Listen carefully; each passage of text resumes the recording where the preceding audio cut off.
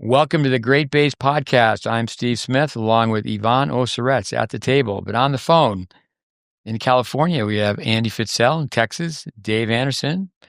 And we're going to talk Aussie Open. The Aussie Open 2025 is over. But let me say this. Just yesterday, I remember I was with Andy. Andy told me the bad news. It seems like it was yesterday, but Kobe Bryant, 5 years ago. Yeah. What comes to your mind when you think of Wow. Kobe Bryant? So sad. Yeah, I had a chance probably a month or so ago. We went to the crash site, actually hiked to it because it's close to where I'm living here in Calabasas. And they have like a little area where people leave trinkets and hats and memorabilia. But yeah, heavy. Yeah. I mean, I don't really follow basketball, but I certainly follow Kobe Bryant, his work ethic. And yeah, I would have loved to have seen his daughter play basketball down the road. Yeah, I just recorded a documentary on him last night. Yeah. There was something on. I only got to glance at it, but it showed him dancing. Apparently, he was quite a dancer when he was a young boy, and I caught just glimpses of it. But yeah, I look forward to watching it. I don't think many weeks go by that I don't quote something from Kobe. Yeah. His father played basketball in Italy. A lot of people don't remember that he spoke Italian fluently, and he was a soccer player the years that he was in Italy. But he certainly talks about, past tense, apologize. He was an instant success. You know, he had to work and work. Yeah. The other day, I watched Notre Dame play Ohio State. I watched one college football game. I love to watch football. I think all junior tennis players, like I say it all the time, we learn so much by understanding football, offense, defense, just so many things. Control the line of scrimmage, control the clock, just get in the huddle, listen, what's your assignment. But after watching the football game, the pro game with the Kansas City Chiefs and the Buffalo Bills, I saw where Deion Sanders was going to be on a late night talk show. Mm-hmm. He's fun to listen to. But one thing he said, because the way the question came out, was he played pro football, pro baseball, only guy to be in the Super Bowl and the World Series. And they said, well, you were out of the game, and then you came right back in and started coaching football. And he said, no, I wasn't out of the game. I coached fundamentals for 10 years. Because it wasn't his intention, but his oldest at age 7 started playing football, and he said he was just on the sideline sitting in a nice lounge chair, and coaches were making a mistake, so he had to get up, went back, sat down, had to get up again and get up again. And he said next thing you know, he was coaching, and with some former players, he put together an organization where they're coaching 1,200 young people, but they approached it where they're teaching all sports. But Deion Sanders. I need to watch more of his documentary. Aussie Open, Craig Tiley, the tournament director.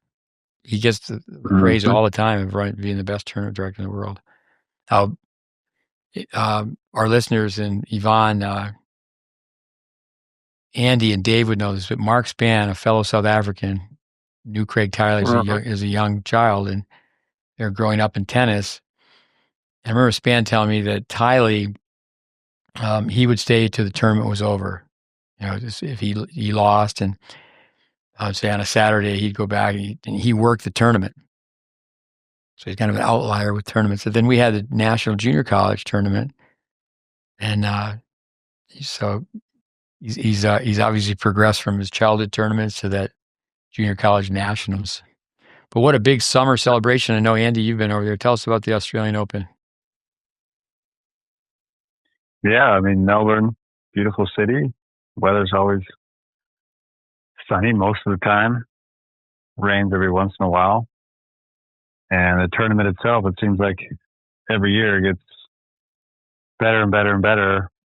You know, I was there 2015 and then went back last year, 2023, and quite a lot had changed. And even this year, looking at all the innovations that they did, even just those little things on the court for the coaches, which I think is helpful, getting out of the stands, and being right there on the court. And then, at the end, they added those little things. The coach got a trophy. And so they're always innovating and trying to make things better, which I think the players, why they like it the most. But yeah, it's like a whole city underneath the grounds there. And it's very, very nice. I mean, Craig's done an awesome job. I don't think he sleeps very much. But yeah, they're a great, great tournament. But I mean, all the slams are great, but yeah, they do a great job there. Well, David spent 7 years with him. He didn't work. He took lots of naps back in the day, right, David? Yeah, no. Tiley always had a great work ethic, and I think he had vision for his career, and I think it's unfolded probably, for you certainly, knowing him as well as you do, and training him like you did. I mean, I don't think it's a surprise to any of us that he is doing what he's doing. I think that it took an interesting path for him because his original role down there, being director of player development, correct? Right. Yeah, and then evolving into tournament director, and then the CEO of Tennis Australia. So I think that his path kind of resembles what junior tennis players need to learn. You don't begin as a master, and you have to climb the ladder and work your way up, like we were talking offline about your son, and coming out of the futures into a challengers and having a little bit of a payday, and but you're always trying to climb. Trying to think the name of the when he looked that up, maybe David has it. What was the name of the university you went to? I've been on the campus. Tiley? Yeah, I've been on the campus in Johannesburg with Ravenclaw. Ergenstock? No. Anyway, so he goes to university, and then he was in the Army, and he met Tyler Junior College tennis tech student while he was in the Army. The gentleman told him he should Stellan. No, what do you guys? Yeah, Stellenbosch. You got it. Yeah, Stellenbosch. Mm-hmm. So he Stellenbosch. So he comes to Tyler Junior College. He didn't wait for his visa. He ended up going to Europe for a few weeks as a tourist. And then he shows up and didn't have his student visa. But at that time, I knew a few people. But he, there's always the fear of exiting the country and not getting back in. So he was there for 7 years. But he had to, besides get the 2-year degree, then he had to take classes to get a 4-year degree in the U.S. because not all his credits transferred. He's an English-speaking South African, and that's that school is in Afrikaans. And so then, I remember I played him in the Tennis Tech closed, and it was one of those days where it rains, you roll dry, rains, you roll dry. And I didn't play in that tournament every year. It was just for the Tennis Tech students only. And of course, I was asking questions. I said, "Have you taught tennis before you got here?" "Oh yeah, I've taught tennis." I said, "Did you accept money?" "Hell yeah. I said, "Well, let me know in 4 weeks. Let me know in 4 weeks if you agree that you need to give those people a refund." But so anyway, I was, we go from one station to the next, make things were working. And I remember Steve Young was teaching how to use a video camera. That was one of the stations. So I just happened to sit down next to Tiley. So, he came from discipline. His father, Alan, was a boxer. And his mother used to come and stay at our place. I'd be in Europe in the summer. So he's so well parented. And then the culture of South Africa. He's not an Afrikaner, but he certainly came from discipline. So I sit down, and the notes he was taking were just impeccable. I was looking over him, he's writing everything down. And so he's just a first-year student. I said, "Why don't you stay and teach the next class?" And I said, "You guys just read off your notes." I'll tell you one thing about Tyler. He'd be at Kalamazoo, And he would stand in front of the draw sheet, the big board, and each day he would write out the results all over again. And there was a photocopy of the updated, like, okay, day 1, day 2, day 3. And, certainly, clever in the sense that, okay, he's writing every name down, so he's going to know every name, but he stayed there the whole time and had a purpose. But, then, the people would see him and, he wasn't sitting in one place, but he's just writing things down and observing. But no, it's a great story, what he's done with that tournament. Let's start at the top, what most people do with the men's open, Yannick Center. What comes to your mind? Let's go with Dave first.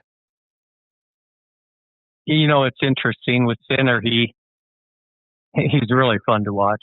I mean, just from a fan standpoint, he's a hero in our house.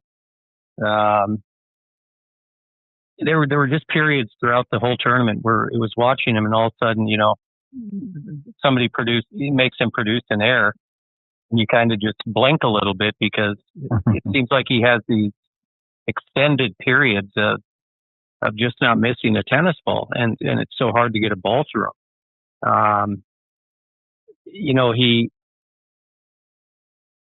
I think of his mental emotional state, and it got tested a couple of times with Shelton. I think it would have been, he had good fortune go his way in that set with in the final with Zverev on the net court and the breaker in the second. But he seems to be pretty unscathed, unaffected by scoreboard pressure, like many people are. He truly seems to have an absence of fear in the heat of the battle, and extremely resilient, extremely well coachable. I mean, he seems to be just very, very receptive, and what a class act as far as the way he interacts, in his post-match dealings with Zverev. And I don't know. I think he's good for the game. It'll be interesting to see how his game plays out, because I feel like his dimension that he shows in tennis is so incredible, but until somebody forces him to really maybe take some different looks at how he plays points by going forward a little bit more, I don't know that anybody currently is going to challenge that. I thought Alcaraz would this tournament, but I think Steve, we were on the air picking Alcaraz. But yeah, I mean, I think he is he's the real deal. And it'll be, I just can't wait to see who pushes him a little bit out of his comfort zone. And they always do. Somebody will. No, thanks. Go ahead, Andy. Yeah, I mean, watched a few of his matches at the Australian, the later rounds, and he only lost 2 sets in the whole tournament. One of them actually was second round against the Australian wildcard School Cape. And then he lost a set to Runa. But his movement is what, I just watch him move, and it's just amazing how nimble he is. I mean, he's so good with the open stance, especially on the backhand side, and just kind of stops and changes direction on a dime. I mean, there's really very little wasted movement. And so he's just able to cover the court so well. And then he's got compact ground strokes. He's improved his serve a lot. He's trying to come forward a little bit. Still not the most comfortable at the net, but he comes in at the right time. So his winning percentage is always good. And yeah, the way he takes time away, he's just so stable, like on every hit, no matter, how far stretched out he is, he just seems to be always on balance, the dynamic balance and static balance. And yeah, just like Rafa, when he was on fire on clay, he just doesn't miss too much. And that's going to get you the trophy. Yeah. So yeah, his movement is so impressive. And then the way he stays pretty close to the baseline for the most part. And he just seems to be able to be right on the ball pretty quick. So he's taking time away and just big targets. But then when he has a chance to force, he does.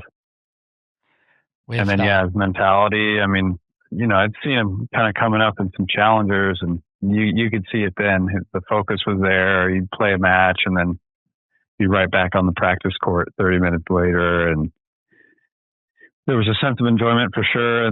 But yeah, it's just, he's got a lot going on for him right now. That's why he's the best. Yvonne. It was good.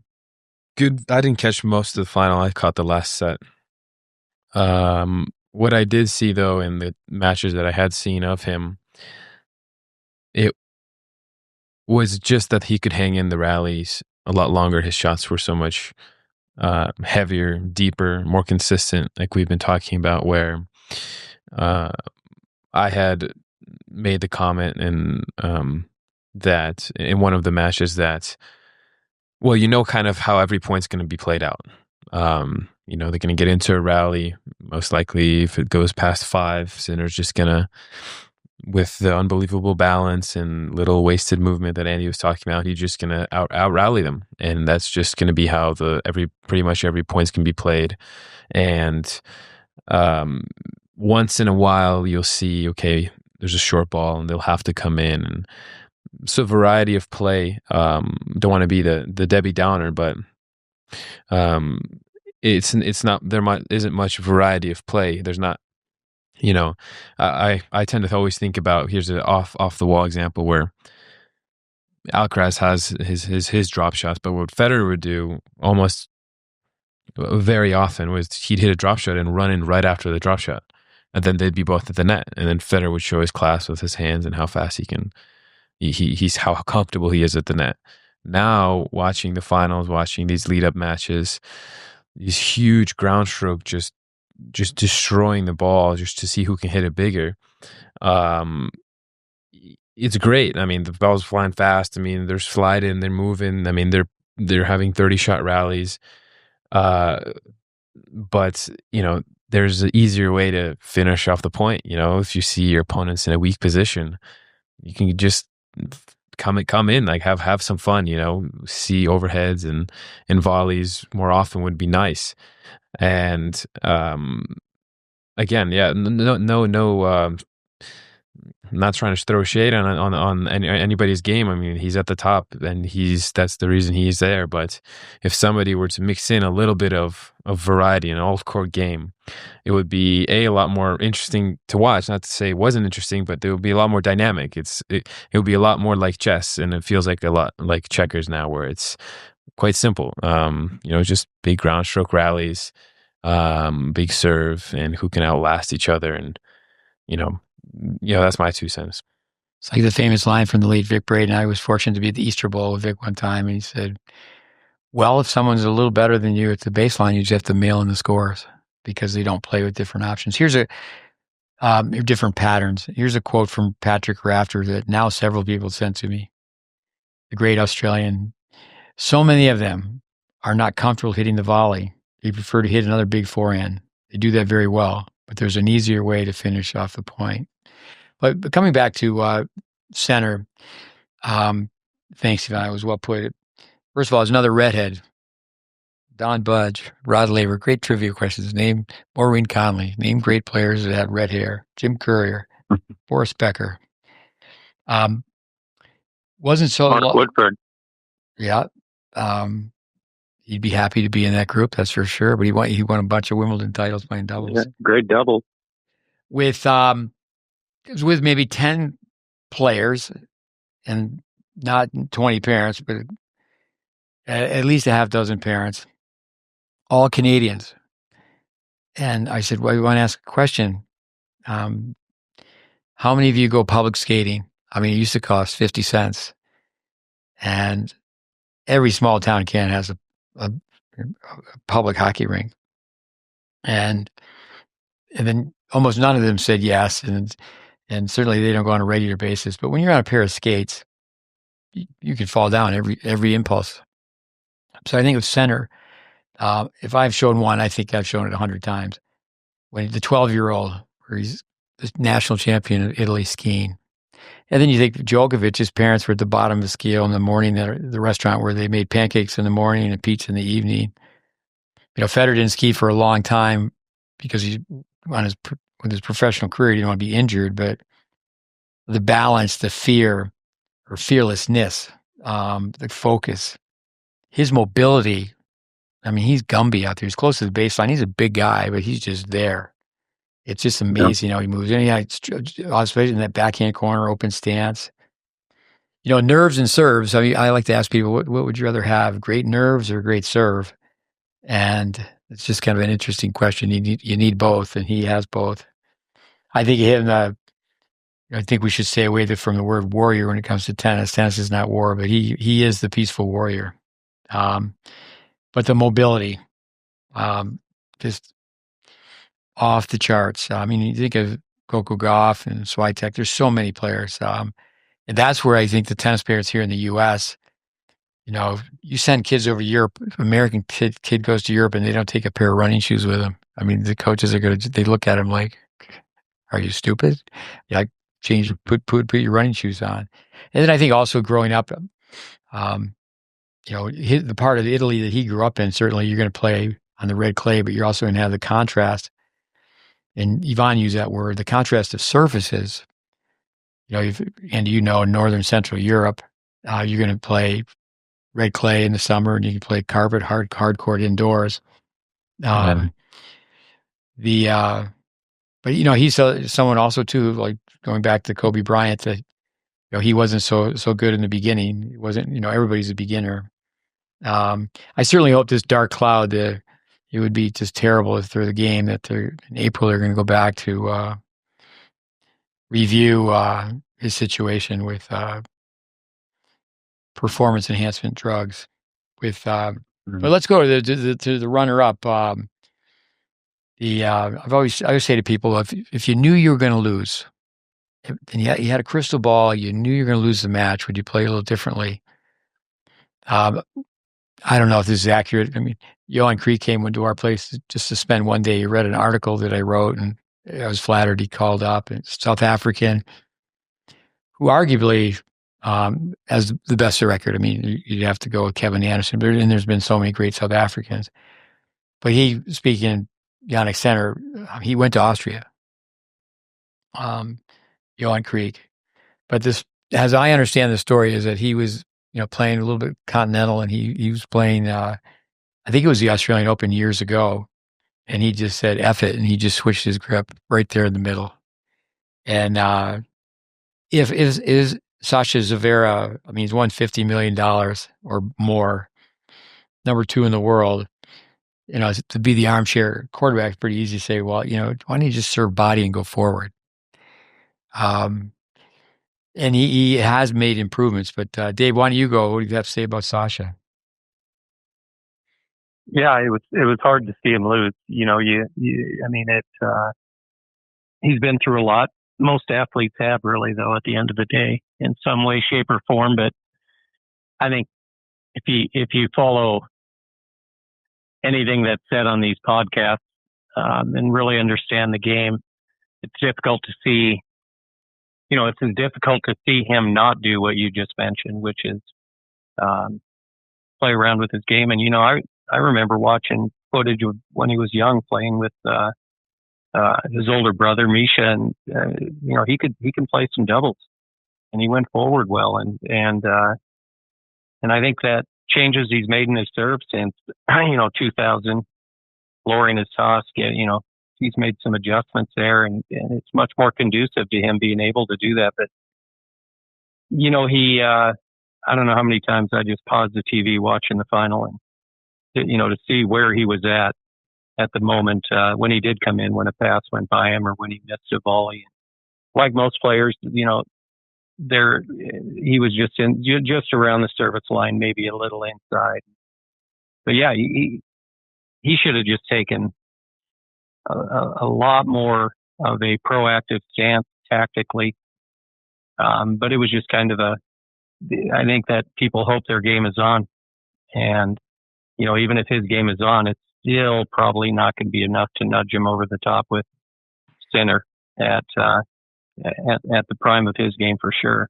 And I would just like to be a fly on a wall, hear what the game plan was, see if that was even on the table, because it may not have been. And, it might have been, hey, getting backhand rallies and try to go backhand to backhand and outdo him. You don't know what was said. I would have loved to. Yeah, I'd love to know what was said prior or during. But I think he should have. I think he should have shrunk the court. Taken the time in the space. He should have taken the space away and really pinched the court. Certainly also when he pulls the trigger, goes up the line, is be more patient, aggressive. You don't want to be behind the baseline and have the ball outside your strike zone. Andy, what's the name of the German? Kohlschreiber looks like you look like him. The German Kohlschreiber, yeah. I was with Henry Squire, somebody who you worked with. I mean, I've known him since he was 6 years old. So we're at the U.S. Open and hanging out. And at that time, too, all these college coaches were interested in talking to him. But he was warming up with Kohlschreiber, and Kohlschreiber beat Zverev at the Open. And they talked about looping the ball, keeping the ball low, keeping the ball high. That he wasn't, they just, I was just hearing it from a young Henry Squire that 18 years old, is that they pretty much knew how Zverev was going to play. So with Ivan's comment about chess, a counter and counterattack, and I thought that was very interesting. But go ahead, Andy. Yeah, I was rooting for him to win. It would just be nice. Obviously, I'm half German now, so I was going for the German for sure. And I think it would be nice for him to win one. I know he wants it badly. Tactically, to see him go forward. I mean, he went forward. Look at his stats. He was 52% of the net, 14 for 27. Sinner was 10 for 13. So like I said, he doesn't go forward as much, but he's going forward maybe at the right times in a vulnerable position. Like Ivan was talking about, Sinner hits the ball so deep. The other Braden line with that, variety. Well, he also would say, losers have tons of variety. Winners learn to hit the same old boring shots, the same old boring winners. But if you're playing somebody that's better than you off the ground, you've got to find ways. And I think, he got stuck behind the baseline, and then he really got kind of down in the dumps in the third. He's type 1 diabetic as well. He could have been low blood sugar. You never know, but he just kind of, the steam was out of him after a while, where he just knew he didn't really have an answer. His volleys are still suspect, especially on the backhand side. He missed some backhand volleys, and the way that Sinner covers the court, I mean, he's just there on a lot of them. So it's kind of tough. He said it in the end. He's just like, hey, I'm just not good enough. And I think that's probably an honest comment, where you just go back and you go, okay, what do I need to improve to beat this guy or to beat some of these guys? And definitely he can improve that aspect of his game. Cleaning up his volleys even more. He's lowered his toss, which is good, finally. Because he's serving pretty well, but yeah, I was definitely rooting for him. In the end, it was, he was pretty sad. He was beat up. He really wanted it, but he's just not as good as Sinner is right now. Yeah, not much you can do when the guy's just so tough off the ground, and then you end up trying to force from positions where you're not going to be in the best volleying position for the first shot. If the guy doesn't hit short down the middle too often, how do you attack? Yeah. Serve and volley, okay. Second serve, try to come in. I mean, not as easy as it seems. He grew up in Hamburg, but there's a little bit of a Russian influence. What do you think, Ivan? You have a little bit of a Russian influence. I mean, I actually think of him. I think of him as Russian. But go ahead. What do you have to say about Sasha? I think I can relate it to what we're likely going to talk about next. What I know we're going to talk about next is Madison Keys. And after her off-court interview, her first off-court interview, after she won, she had said a key line, and I think it applies to Zverev. She had said, she was asked the question, how did you get it done, pretty much. She said, well, it took me to realized that I didn't need to hold a major trophy for me to actually finally be able to work to and actually win one. And that's such a key line for I feel like Zverev, because Zverev wants it so bad that when he feels like, he might not get it because someone's standing in his way that's just better, like we've been saying, at his own game, then he just feels hopeless. Whereas, if you just take what Keys said to heart, where it's like she didn't need it. She understood that she didn't need to lift a major trophy for her to, feel happy in her life, for example, feel happiness, that she could have actually just let that go and just play her game, and it got her eventually just that, ironically. And so Zverev needs a little bit of that, where I feel like he relies so much on the fact that everybody's expecting him to win. It's like, here he comes. He lost in the French, he lost in the US Open, now he lost in the Australian. He can do the reverse career major losing if he loses in the Wimbledon final. And it's unfortunate to see a player like that, who's so close to being a champion, gets so down on himself while he's still in the match. You could just see he got just deflated after he got broken in the third, and it was just over. Like, there was no fight in him. And to me, it looked like he was playing for the wrong reasons. Obviously, everybody wants to win, but just watching him, it just seemed like that was all he wanted, and it didn't really care if he played well or if he tried to get better or whatever. And from this, it's interesting for me to know what he was thinking now. Obviously, he said in his post-match speech that he'll be back. He said, I don't know if I'll ever hold this trophy, but I'll keep coming back and trying. And I'm very interested in his thought process and his team's thought process, if they're just going to keep doing the same old thing and just trying to get better and better and better, and hoping that, one day Sinner will have like a bad back or whatever, and he'll edge it out, or is he can actually try and think of something else to do, and, try and play more all over the court and pressure Sinner. Deminar had said that in an interview, post-match interview, where he got crushed by Sinner, and Deminar was just upset with himself, thought he could do better. And he said the same things Zverev said. Hey, Sinner's just better. I'm not at that level yet. And he said a key line after in the interview. He just said, I have to work with my team to find out a way to hurt Sinner. I think those were his exact words. And are they going to come to the conclusion that, getting closer to the net is a good way to hurt Sinner?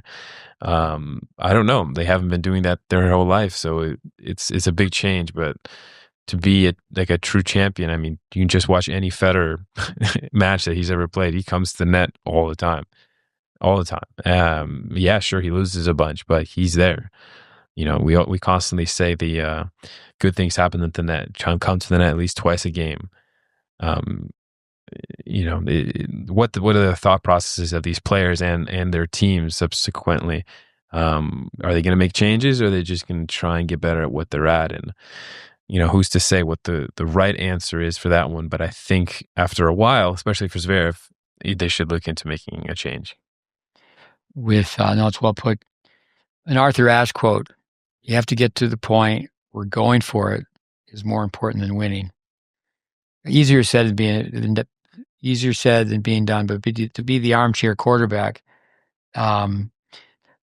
these guys aren't playing doubles. For the most part, they're not playing doubles. I mean, I was listening to Wawrinka earlier today. He was on the Nothing Major podcast, and gold medal with Federer. But yeah, the players today, they don't play doubles for the most part. The situational training as well. Now, Lendl was hired by Murray because it took Murray a while to win his first. It took Lendl a while to win his first. Zverev, they hired Lendl, but that didn't stick. But I was flattered to be talking to Raven Klaasen when Lloyd Harris was playing Alcaraz. The largest court in the world, Arthur Ashe, at that time the number one player. And, of course, Lloyd Harris can't volley like Raven Klaasen. And perhaps he thinks of Raven as just a double specialist. But to use an Andre Agassi line, engage weapon number one. And, if he could just win 2 out of 3, but it would totally turn the tables where, now really on all 4 surfaces, players are playing the same tactically.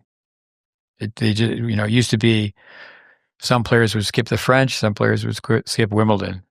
And, but now, I mean, they're playing, pretty much the same style on all the courts. Yeah, we can come back to some of the other men's players. Talk about, say, Ben Shelton, but let's go to Madison Keys. David, go ahead. Yeah, I really enjoyed watching her play. I think it's I think it's just a testimony to perseverance. There is so much length of time she's just been out there on the tour at 29 years old, and I think she, like Yvonne said, she I hear those things in the post-match speeches, and I don't know if they're genuine or if it's like a billionaire saying money doesn't matter. When they hoist the trophy over their head. But she definitely seems to be in a good mental, emotional space. And I think she's come up short a few times, and the shot that's let her down historically is that forehand to hers. And we all know pressure, being induced into the situation can crack a flaw, but,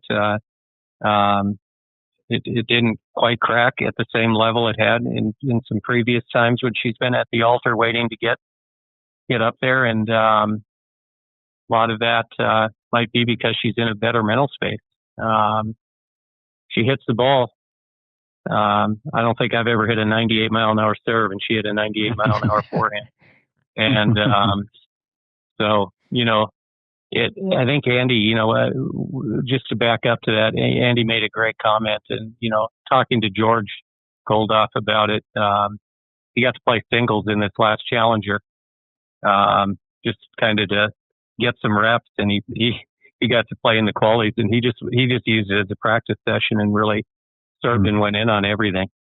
And gave it a good fight, but it was more or less just a practice session for him to kill time in between the doubles. But we were talking about it, and it isn't easy to we talk about taking away time and space, and the depth and placement will always be king. But Sinner, to go back to that, he has depth, placement, and power, and so he seems to be the one earning the right. It's one thing to come in on him, but he seems to be earning the right, to control the yellow zone earliest, and because of the depth and the placement and the power, and Keys, kind of replicated that with the power. I thought it was great. I loved watching Keys in the latter rounds. Followed her. My wife picked her from the beginning, believe it or not. Right from the beginning of the tournament. So hats off to her for that. Yeah. Need to place a bet on that. I wonder what the odds were. I think Bjorn Frantangelo grew up in Pittsburgh, named Bjorn as his dad. Mom took him down to Naples, and he hit 1 billion balls. And I think he played Djokovic twice, but I remember being in Indian Wells where he was playing Djokovic, and he went 3 sets. And yeah, I mean, I think he's definitely 2 or 3 years younger than my son Connor. So Connor, I had a little bit of an edge over him in the juniors because he's just so much older. But he won the French juniors. He's top 100 in the world. He's made $1 million. But he's been retired for 2 years. So I think that's been amazing. I looked it up. She's had now counting him 15 coaches. I made a list of the coaches, and sometimes too many cooks spoil the broth. But boy, I had to speak at this little function, and Gretchen Rush is teaching here. She was top 20 player in the world, and she said, "What about Madison Keys?" And everybody started clapping and cheering. people were so happy to see her win. And I talked to Matt Clore, who's says he spent a lot of time talking to Bjorn. He's back on campus, the national campus. But it's interesting. She's in one speech, or I should say, one interview. She said, "I think everybody should be fortunate enough to work with a therapist, and it's not a therapist." She said that she thought she had down the sports psychology, but the life psychology.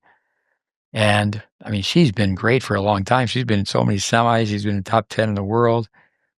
But her own self-esteem or perspective of her career, her second match at a startup pro tournament, she beat the number 81 player in the world. But no, for her to beat the players that she beat, it wasn't like, she beat a lot of top players. Amazing run. I do think what Yvonne said, though, they want to win that major so badly. Yvonne, what do you have to say? Regarding what I had said before? No, just Madison Keys in general. Or Madison, yeah, I mean, I enjoyed the women's match final more than the men's. I would rather have seen Zverev at Arena was when she lost. I mean, as the moment Madison hit that inside out forehand for the win, Sabalenka looked at her team and just started yelling and arguing, and just she was so pissed off. She was so upset. You could just see that she wanted it so badly. And then contrasting that with Zverev, where he was just he was out from the beginning of the third. He was just done. So much rather see the former, because there's some fight, there's some drama, there's some excitement, there's some character. It's not just whimpering, not calling Zverev a wimp or whatever. I'm sure he has his reasons here, and we can speculate. But it's so much more fight and I'd say class in the fact that she was fighting till the end and pissed off afterwards. She even left the court right after, which is not usual. And then she came back, I Madison, from what I saw, she really took the opportunity to try to get close to the net whenever she saw Sabalenka in a weaker position. And it was to her benefit. Not all the time she would come in and get the volley, but a lot of times she'd just be closer in the middle of the court, and to hit into a bigger ball and get an even weaker shot. So the forcing aspect of it is what produces, I feel like, a more dynamic game, when you really force, because then you get closer and closer to the net. You get more potential angle to hit into, and it's a more dynamic game, and it's more fun to watch, and I'm sure it's more fun to play. And I just hope tennis is, going towards that direction, with people like Sinner, who can just destroy everybody from the back to the baseline. People need to start thinking okay, what are we going to do? It's interesting, the comment Andy made on the blood sugar. One of the commentators said that, Zverev was taking his second injection. But one thing, though, women's tennis is best of 3. So when you're playing best of 5, you're down 2-0 against Sinner. It's just a different animal. I think one thing with Zverev, I thought it was great. They grow up under the microscope. They grow up in the public eye, because people like, say, Madison or Zverev, they've been so good for so long. Zverev, heard Raven Costin say at 14, people knew he was going to be a world-class player. But when they booed Djokovic, and then how he spoke to the crowd, that was very good. Go ahead, Andy. On Madison? Yeah. Yeah, though, you said, her draw, I think 5 out of her 7 matches were 3-setters. So, she was playing a lot of tennis, and she was beating really good players. She did not have an easy draw by any means. She took out a lot of good players. She saved match points against Swiatek in the semis as well. Yeah, the things that stood out, just watching the match, I always call the big strong girls big mamas. You had two big mamas going against each other, and they they can strike the ball, a lot of serving out wide, and then first ball change direction or open court. I didn't think there was tons of rallies, but they're sure hitting the ball big. If I were to guess Madison, I'm pretty sure she's an SF, and I would guess that on the brain type that Sabalenka is as well, which is pretty dominant in the women's game, the SF brain type. So gross motor skill, big groundies. The mentality, watching all of those interviews, I think, therapy. I mean, just taking the pressure off that way. It definitely seemed to help her from what she said. And then she also said that she was really to a point where she was like, hey, I'm willing to just do anything right now. Just let me make some changes. And she's done that. I mean, with the racket, she changed from Wilson that she's been with forever to Yannick. And then she's also switched her serve. I think she's lowered her top maybe a little bit. No, she has. Matt Clores talked to us about that, where she just told Matt was stressed. All my life, everybody's told me to toss higher. Yeah. So I actually made a video. I put it up the other day just because she won how high her toss was, but lowered her toss a little bit. And then she also has gone to a pinpoint stand.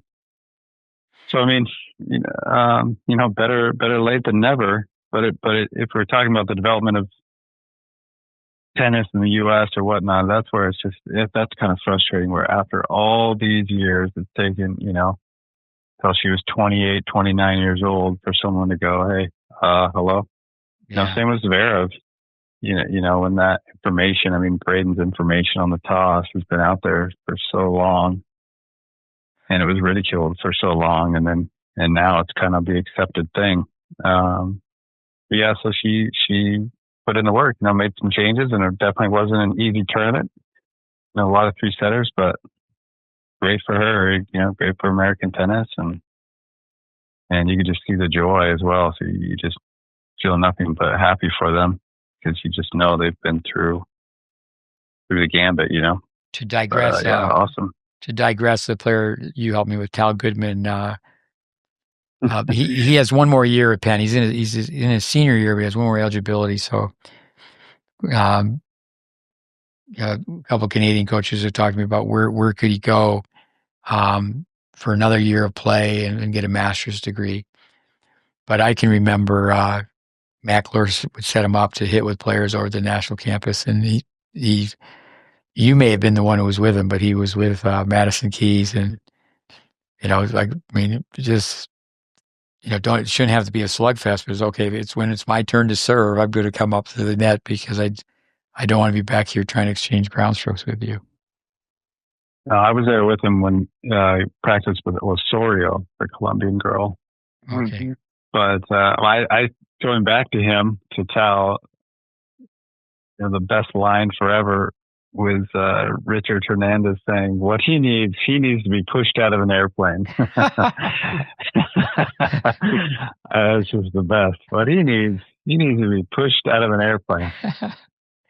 Because, it was just like, loosen up a little bit too, Well, for our listeners, Richard's known this young man, great kid. Right. He's known him since he was 5. I mean, I remember. It's just a great line, though. He came to our place with Tennis Ontario one time, and he had just rock solid technique. Let's go to the doubles. Taylor Townsend. What's the name of her partner? She's a Czech. Siniakova. To me, Siniakova. To me, she's such a great athlete, great competitor. Yeah. Her service motion. I mean, her overall technique. But let's talk a little about Taylor Townsend. I mean, I think everybody in the world of tennis can learn some things from Taylor Townsend. Just to start with, say real quick, the service motion. I was just going to say it reminds me of Jim Furyk's golf swing. Yeah. If anybody knows that, anyway. Yeah. A little choppy at the top. a little different. But then the player from Taiwan, Heish. Jay. Yeah, she's got 3-5 public park strokes. What a mind! I mean, her serve, then her playing with Ostapenko is just teeing off and everything. But let's go with Dave. Taylor Townsend. She brings back a little bit of a term I don't like is old school. Yeah, I mean, it was great to see her get the doubles. It's been fun to see her go on those occasional runs over the past few years, making a great run. And, when she, everybody was talking about, hey, you can serve and volley. And she did a terrific job in the singles as well doing that. She's an amazing athlete in so many ways. And, I mean, they're a tough doubles team. And the Townsend, I think,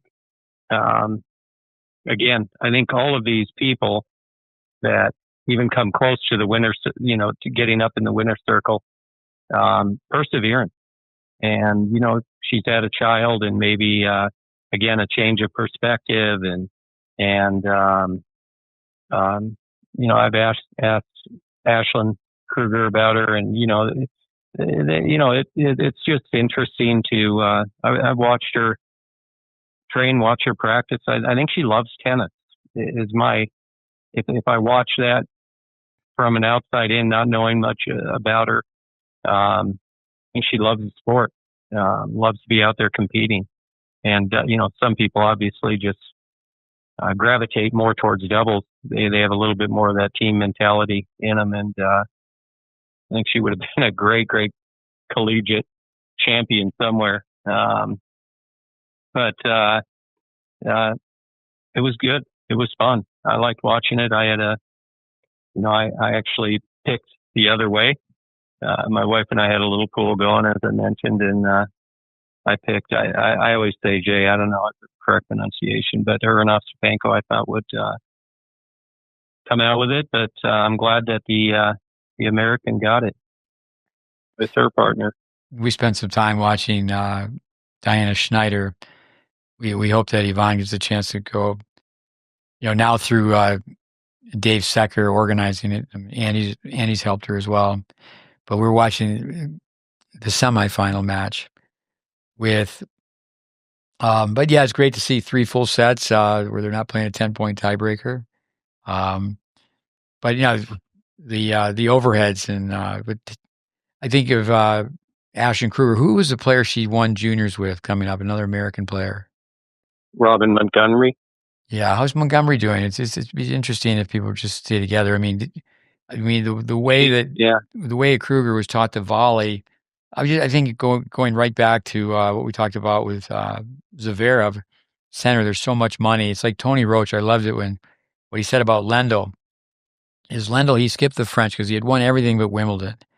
And Tony Roach, who everybody respects, he just told Lendl, your ego's too big and you're too greedy.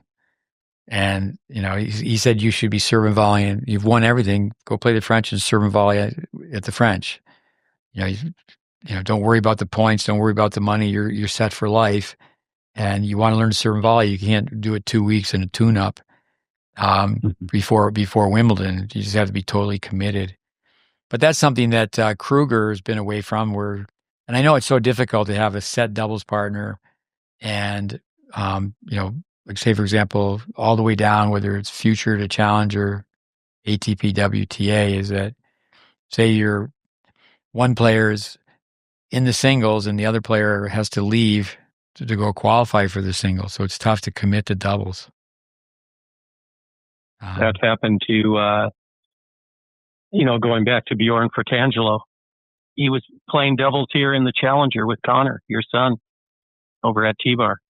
Yeah. And they had to withdraw because Fratangelo had to, I think he got, and if I'm not mistaken, got into Indian Wells, and that might be where he split with Djokovic or got a set off Djokovic. Yeah, I forgot that. The men's doubles, one thing I want to say about the men's doubles, I'd have a tough time pronouncing the player from Finland. But then Heliovara. Yeah, there you go. Say it again. I always say Heliovara, but I may be incorrect. That's a good attempt. But then Pat went to UNC Asheville, and it's just great to Finland is such a small country, and it's in the north, and you don't think of tennis players necessarily coming out of Finland, but that's just great. Those guys win it. They beat the Italian team. But no, just great to you can come out of a UNC Asheville and be playing in a major final. I think that's inspirational. Very. Yeah. And I think he made the semis of mixed as well. Yeah. Let's talk about mixed a little bit. Andy, your student, I was pulling for her. JP Smith, you gotta love JP Smith as well. He's been out there forever, and that guy loves the game. But what were your thoughts on that? I was watching the mixed. No, so close. Obviously, I was rooting for Kim to pull that off. She had a pretty good summer. Came through qualifying in the singles, then ran into a hot Ava Lease in the first round. But yeah, great to see her go through to the final. Just talking about the third set, being the super breaker, it just seemed a little watered down. So I was disappointed because anything can happen really in those breakers, and they got to 5-all, I think it was, in the breaker, and then just a couple points here and there, and done. But yeah, fun to see, and with JP, Jamie Saratani in his quarter a little bit, and his friends from Tennessee, in the crowd, made it fun as well. It seemed like they're having a fun time out there, so good to see, and too bad in the end that they didn't pull it off, but still a good result. They're both giving wild cards too. It would have been really sweet. But just all four Aussies in the final, that certainly added to the down under party. Yep. No, 100%. Yeah. First time in a long time, I believe it was since the 60s or something like that. Let's go back to Dave. What about Djokovic? What comments do you have on Djokovic? Well, one I made earlier that in reference to Sinner, I think is totally applicable to Novak too, in that, depth and placement will trump anything still for the most part, especially when you move like those two guys.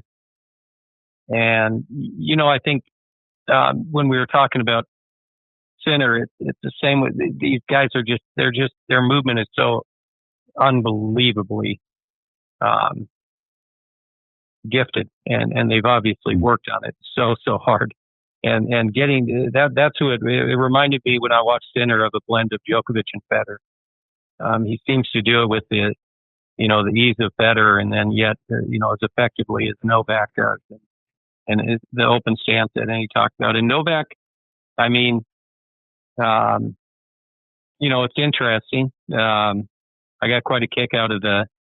I was really anxiously awaiting the match with Alcaraz, and it unfolded with a little drama as I thought it would. And, to see Alcaraz kind of mimicking or mocking the injury, on the hamstring, and then Novak posting on Twitter or whatever the MRI result, documenting the injury, and but I think the guy, it's just I think these guys, when you're Steve as old as we are, 38 seems like a puppy, but they've just been out there beating their bodies for so long is what it comes down to.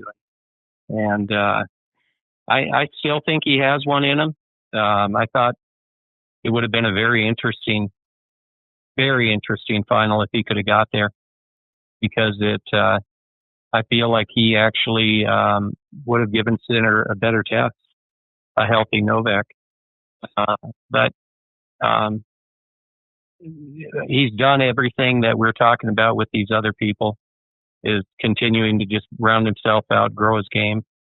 He's morphed in his 2 decades of being out there, tried to work on his weaknesses, done so many things to improve himself as a person and a player out there. And you never want to see him go out with an injury. So I hope it's okay. And hopefully he'll be ready to go.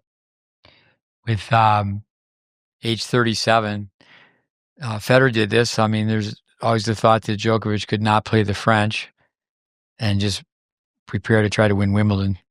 25 is nice round number, even though it's not an even number, but 25, 24, it's just the amount of winning he's done is just beyond belief.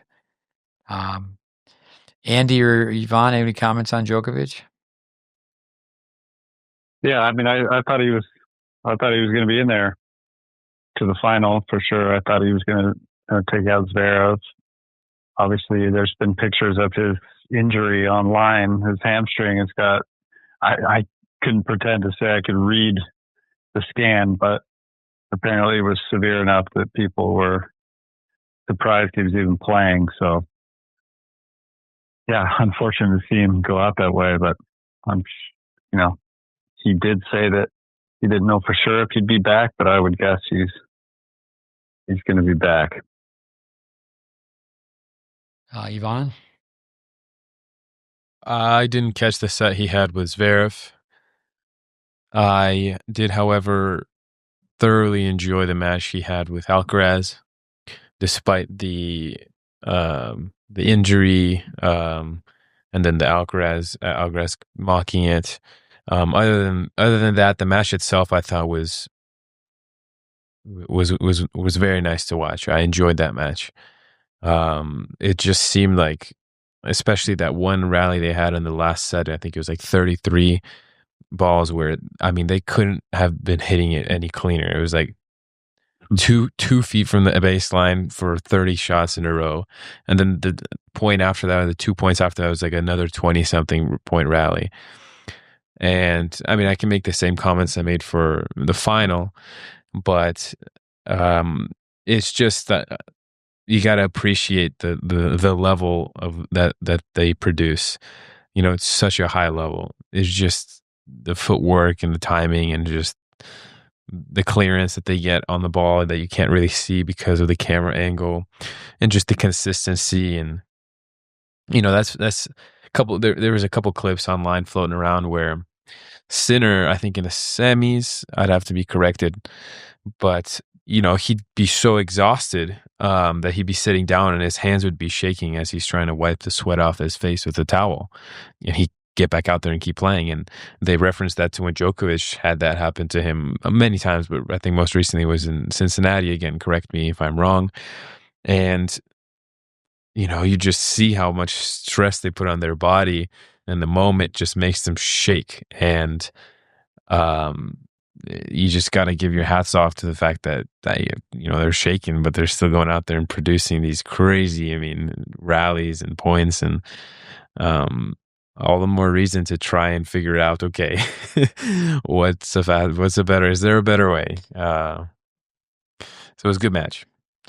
With before we talk a little bit about the juniors, Badoza, she hits the ball so well. She's a little reluctant to come forward, take the ball out of the air. But just from a learning standpoint, she has such clean, efficient strokes. With her playing Coco Gauff, Coco Gauff is such an athlete, so fit. So there's others that are moving so well. Again, I mentioned Swiatek earlier, but and then Ben Shelton. So the Americans on the men's side, Tommy Paul is in the round of 8. He's top 10 in the world. Shelton, another semifinal appearance. But Shelton's serve is to die for. It's amazing. And, so many times the serve is, I always say that's a wounded duck. It's just a floating duck. And they just don't take the ball out of the air. That 1-2 punch. Then how his forehand broke down. What a great competitor, though. I was watching this NFL football game, Kansas City Chiefs, as I mentioned, with the Buffalo Bills. Ben Shelton, to me, he looks like, he's that athletic that he could be a defensive back in the NFL. Very, very gifted. But so that's I think that's where we come from, and looking at it is Badoza coming back to her. She hits the ball so well, but do people actually see that? And I think that's one thing that it's inspirational when these major tournaments come along, like the Australian Open. but it's not informational or transformational. I don't think that the public is really being educated like they could be. Well, and even comments were made on Badoza to the contrary of what you just, conflicting with what you were just saying, and that they thought her toss was too far out to the right and in front. And it's a shame because she does hit the ball beautifully, huh? Yeah. And Matt, I wrote down some names, Steve, that I was going to have you touch on. The Shelton, obviously, you kind of hit on. Lerner Tien, and then, to me, I don't miss a Monfils match just because of entertainment value. And then Fonseca, and just some names that I put together that I think were stories within the Aussie Open. If you want to comment on any of those, let's do that. I have also the player from Carmel, Indiana, who went to Stanford, the young American. Boslish Vardy. Yeah, that's another good shot. I butchered it, but we'll go. But one thing that Matt Clore said. I figured if I said it slowly and low enough, nobody would question it.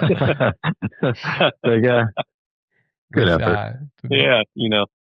But going back to the same, Matt Clore telling us that Bjorn Frantangelos, Mark Kovacs, he certainly is an educator online, and I mean, he has a PhD, and he's a very accomplished tennis player, and he's not wrong by saying, well, you can play with a big backswing, but her getting in and into the corner, out of the corner, so she's doing that better, but also she just reverted to just slicing the ball back at times, and that kept her in the point because her husband told her, well, they're not coming in, so you can get over there and just slice it back, float it back in the court. You're still in the point. That's just, Braden's always saying, or I should say past tense, Vic would say there's 4 weak positions, players in the corner on the forehand side, in the corner on the backhand side, legs are crossed, rackets low, rackets high. And once they're in that position, the player in that position should just hear footsteps where the person's just running forward. But yeah, people are just not really taught through the geometry of the court and through stats. But yeah, let's go with some of the names you mentioned.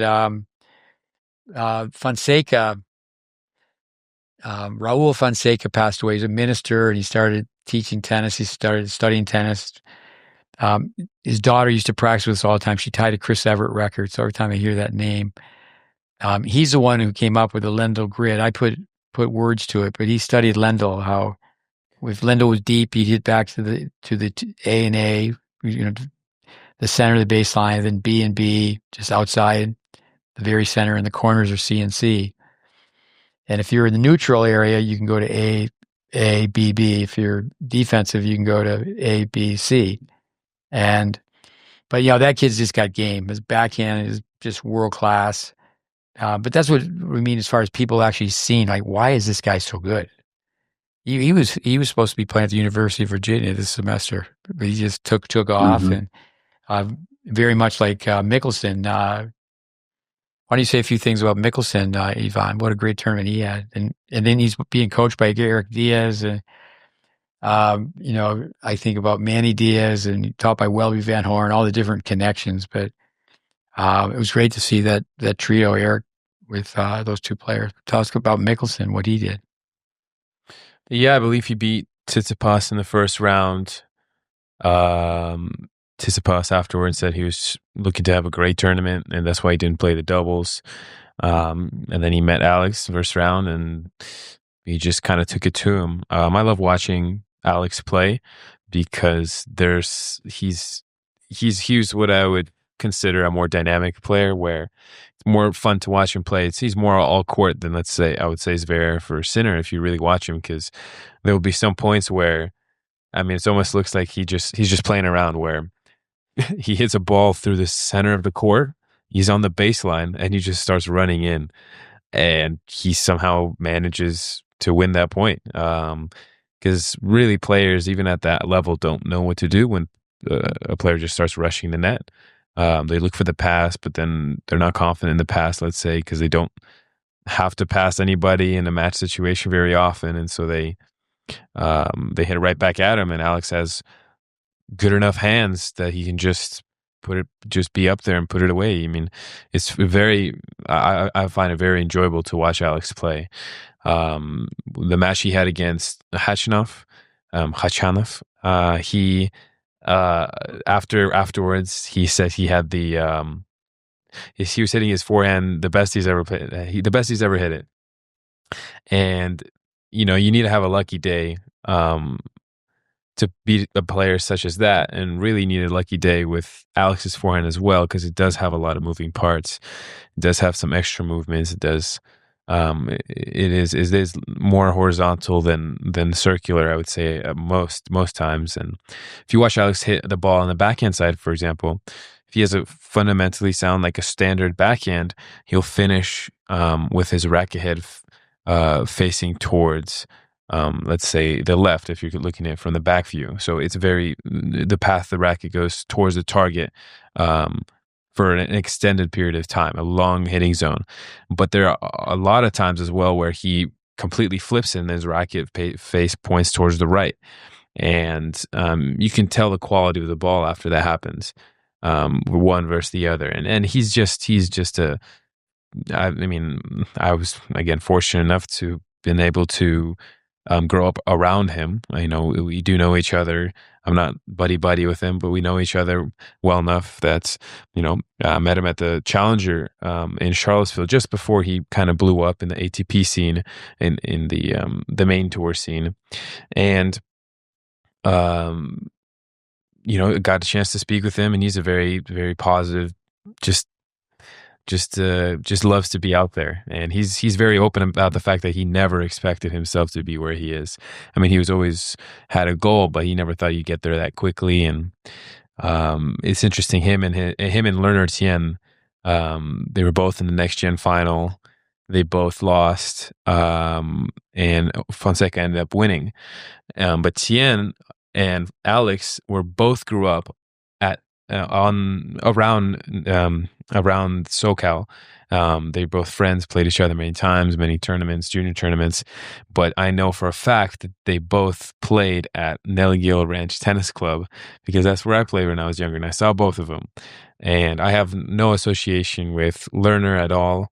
I just remember being on the court next to him, and there was this little boy. He must have been like 4, 5, and just rallying with his dad, and we were amazed. And I caught his name. It's like, oh, what's his name? Lerner. Oh, what an interesting name. I've never even thought that could be a name, Lerner. Okay. And that name stuck with me. And now, 2 kids from SoCal, friends, are top 50, I think. I'm not sure what Lerner is now, but I know Alex is, around the 40s, 40 something. And it's just very nice to see how players can come from such a close community and really bring each other up, and now they're playing at the same level, at the highest level, and traveling with the same coach. With the next gen tournament, Fonseca, the Brazilian, and Tien, and then the Nihesh. One more time, Dave. Ozerets. So with I'm gonna pass to Andy. With you finished already. Here's one comment that just that's what I'm going with. When just stuck out with Lerner Tien is so he loses in the round robin, but he still ends up being in the finals of the next gen. And whether he said, I have a bad feeling, or I feel indifferent, or I feel strange, because he basically said, I can't believe I'm in the finals because I've already lost. But that's what he said in the interview. He wasn't acting like some little kid at the candy store. It's like, am I worthy of being in the final because I've already lost in this tournament? And, but I'll tell you a story about Bryant Smith. I don't know Brian very well. I've met him a few times, talked to him, but I just know that in Indianapolis, they used to use an old Home Depot, and they'd be practicing at 4:00 in the morning. And he's produced a lot of players. He's Smith and Smith. He worked with his dad. I'm not sure if his dad is retired or they're still going at it together.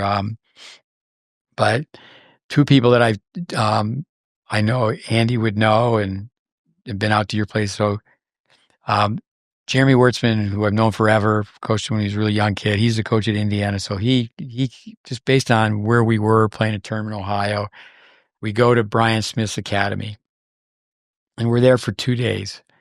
And the two players I'm with, we go out to lunch, and one of the dads is there and say, "What do you think?" And of course, our guys were technical snobs.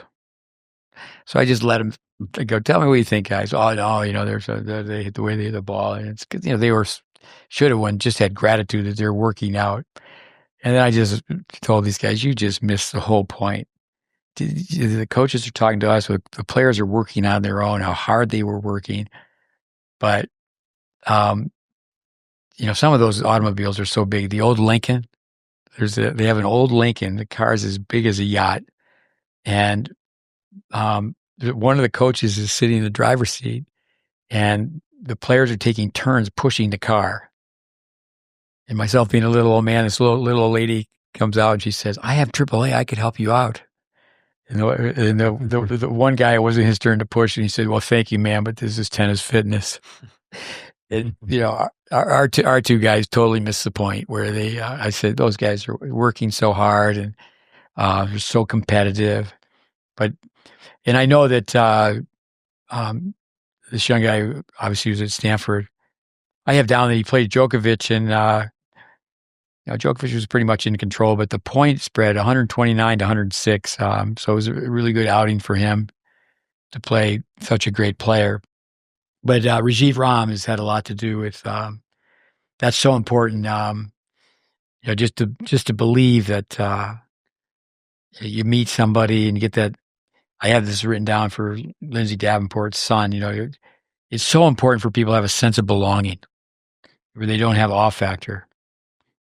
Where a lot of times people trying to think of Casey Curtis, a Canadian coach. He was on as a guest on the podcast, and he said it so well. He goes, people go to now they're calling it IMG, the old forever Eddie Herr. And there's all these international flags. So I take the kids that are 12 and 14 and said, "Okay, let's go to the draw and see how many kids are from the U.S." Unless it's changed. The 12s and 14s were always a USTA tournament. It was the 16 and 18s that were international. And then you find out there's a lot of players from certain countries aren't there because of the economy in their country. And but no, let's talk a little bit about Monfils and Fritz. What comments do you have on that, guys? Like I said, I just, as somebody who loves tennis, and I just love watching Monfils play at any time now. Especially, he frustrated me so badly in the early stages of his career, and I watched him many times in person as well. And I thought, gosh, if this guy, he was kind of a fun-loving, easy-to-like version of Kyrgios, in my opinion. And he just seemed to, be okay with just dialing it in a little bit, but entertaining. And now he's got his heart into it, and he's entertaining. And, I thought his post-match interview obviously was very positive in terms of perspective. It sounds a little bit like the kind of thing Keys has gone through with her life coaching. But, Monfils, again, is a guy who he's kind of altered his game over the past few years. And I think tactically, as some of these guys get older, they learn what Jimmy Connors did at that U.S. Open run, and saying he should have gone forward more like this throughout his career. And I would just love to see Monfils stay on the tour the rest of his life. I think he's great for the sport. My grandkids are glued to the TV when he's playing, because he has that it factor that makes people kind of fall in love with tennis, and certainly really enjoy watching him. And Fritz, I think, is a gamer. I think when I think of Michelson, I think of Fritz a little bit. I think they're both gamers. I think that to me, a lot of the tennis players, if they were football players, they kind of fall into either a Tom Brady category or a Mahomes, a little bit more methodical approach in terms of how they've gone about their career and their games, and then those that kind of look like they're playing backyard football. And, Shelton's, to me, a backyard football guy. And Fritz, I'm not sure which way I would lean on that.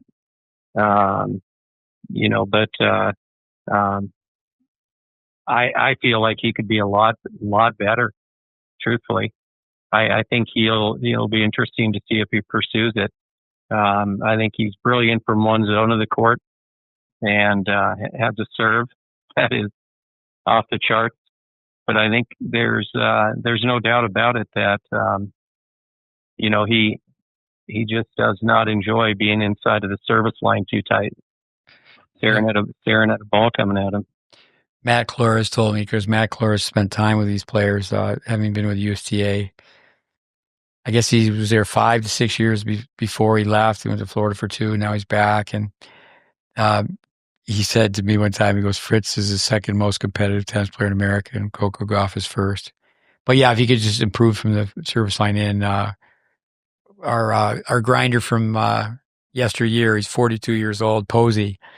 I get text messages like everybody from here and there during these fortnights, and he really liked how Monfils was looping the ball and changing the arc. And one thing that comes to my mind with Monfils, and I know with Dave and Andy, I've run many tennis camps, but we'd have the jam box and we'd have a dance off, say, the whole alley, half the group in one alley, the other half, and just really to help kids get over their insecurities. And I would go first and say, I know right now I'm the world's worst dancer, but if we do this, I might be the second world's worst dancer.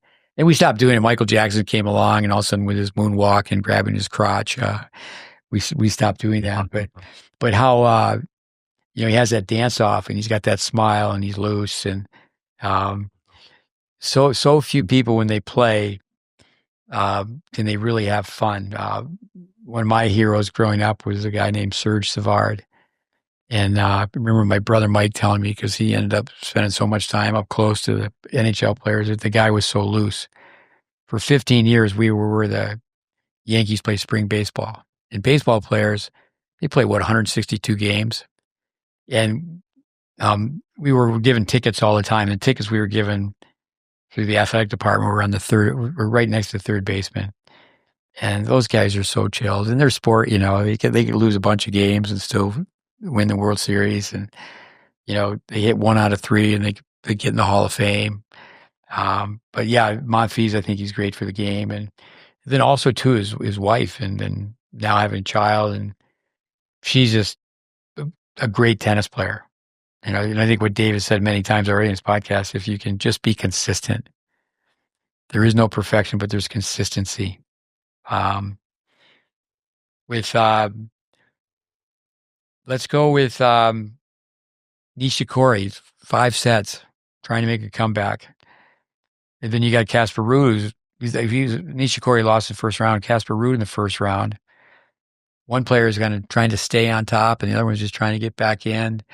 But really, that's a great effort just to be at that level. And even in losing, you're talking about the best tennis players in the world. What do you think about Nishikori, Andy? I know Roger Federer told you, he asked you, you're doing that commercial with him, and you told Fed. Yeah, he felt like. Yeah, go ahead. He felt like Nishikori was efficient. He was talking about players were efficient. He thought he was efficient. He does have compact swings. He's always had a palm up serve. It seems like it's maybe improved a little bit, but I think he's, still got that technical issue on the serve, but faster and fast. And yeah, it's great to see. There really wasn't a doubt that he would come back to this level in my mind. It's just a matter of time getting some matches back in the challengers and whatnot, just because of his speed and his ball striking. And then, pretty mentally tough, I would say. And, Tommy Paul, he's confident right now. So that's a tough one, but he did take a set off Tommy Paul and then kind of got blown away. But 35 years old, still going at it. Pretty cool. Dave, how about Danielle Collins? What's your comment? No comment. No comment? Well, I mean, I shouldn't say that. I think there's a lot of positive to, I think when you're playing with house money, right? And I think last year, 2024, she announces her retirement. And, it's kind of like, hey, okay, I'm, getting a bad prognosis from the doctor and knowing you got 12 months and living it up. And I think you play freer. And then when she decided to, go against her retirement and come back to the sport, and it was, to me, and again, I may be totally wrong in how I'm seeing it and reading it, but it just seems like a different person. And I think that there's a little bit of a change in her demeanor on the court, et cetera. But I think she's a lot like every other girl out there on the tour. They hit their forehand and backhand harder than I serve, and they're not looking to rally. And when they're on, they can just take the racket out of people's hands, even if they're very, very good tennis players. And but when they're not on, it's a little bit of an emotional roller coaster out there for them. And I think that has been a lot of Collins' career, let alone her, outside of that last year, 2024. How about you, Andy? I'm trying to point out, I was going to say with Collins, I mean, she speaks her mind. I think kind of going back to Monfils as well, where if you're going to pay to watch tennis, I think those are a couple of players that I would pay for a ticket, because there's unpredictability. It's like Kyrgios as well. You don't know if he's going to hit awesome serves, amazing tweeners, or throw a chair into the stand. And so you kind of pay for that unpredictability.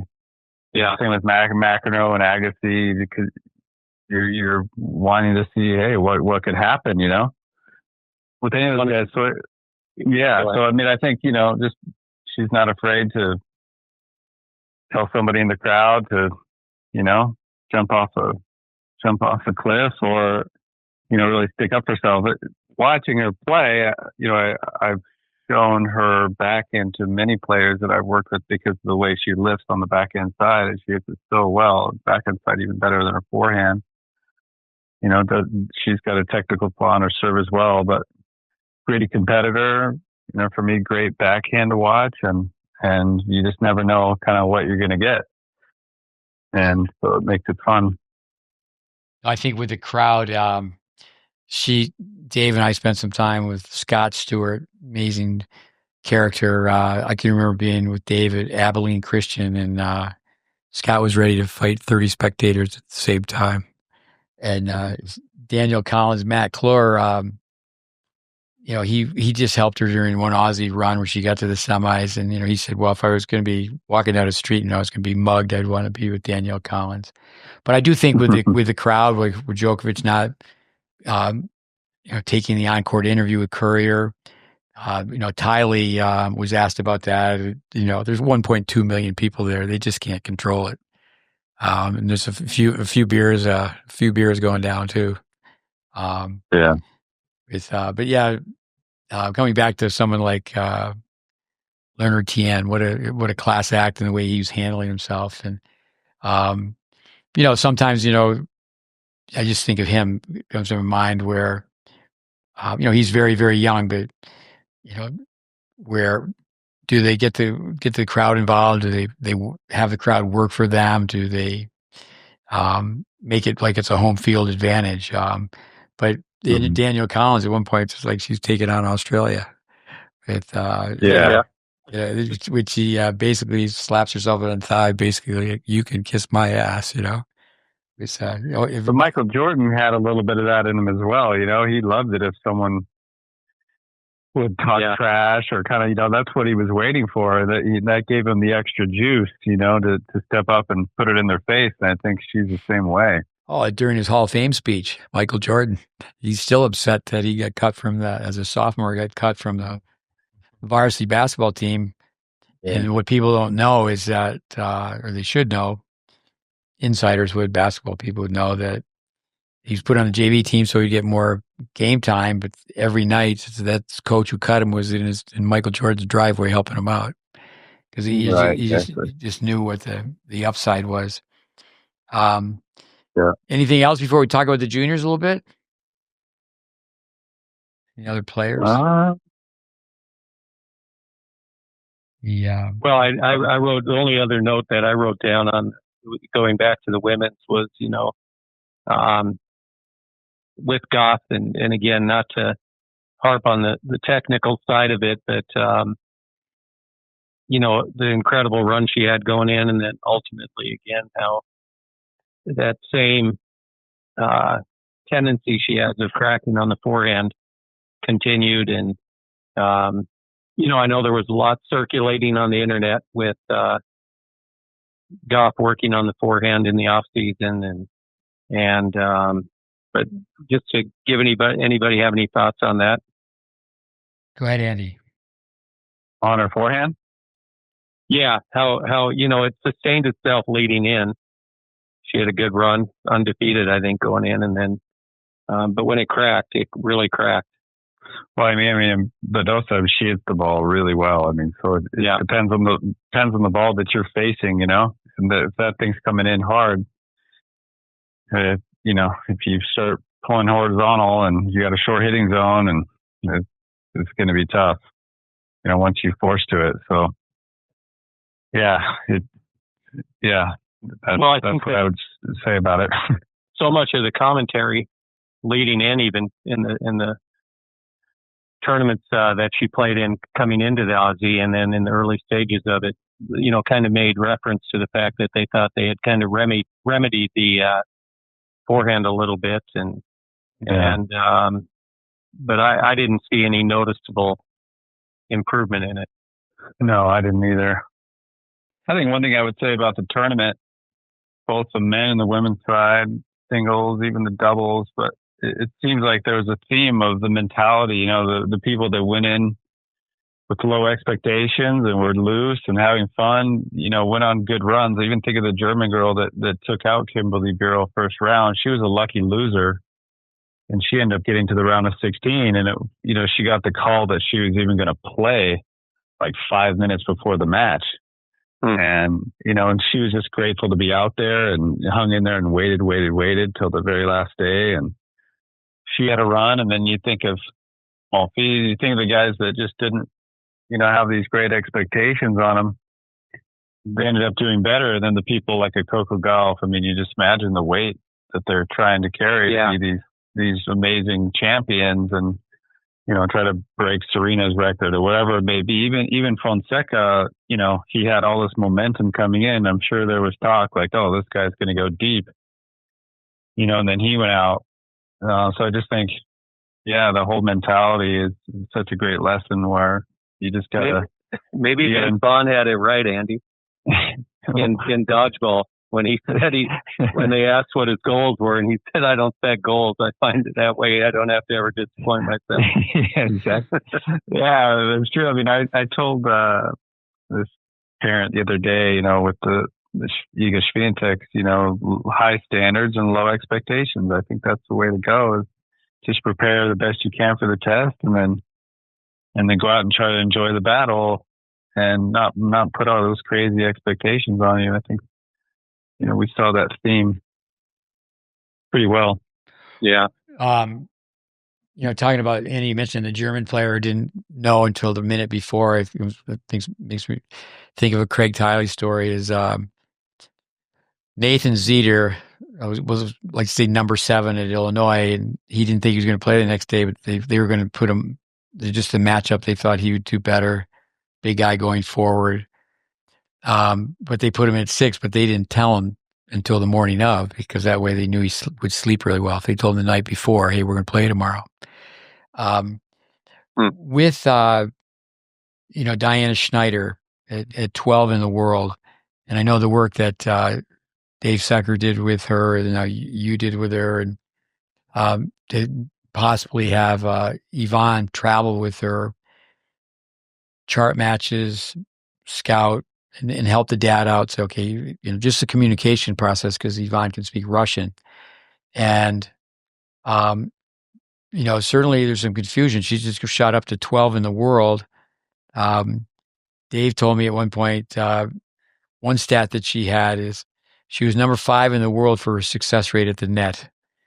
And, in our world, she needs to really be taught, how to volley, and she still has to improve her serve and improve her backhand return, and all the players do. But I think really, do they have a technician in the corner that they trust?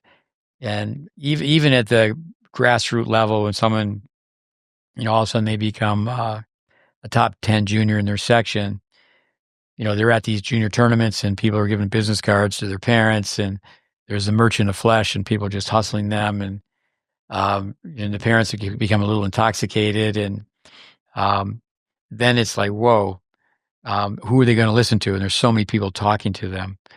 But they Coco Gauff, it could be done.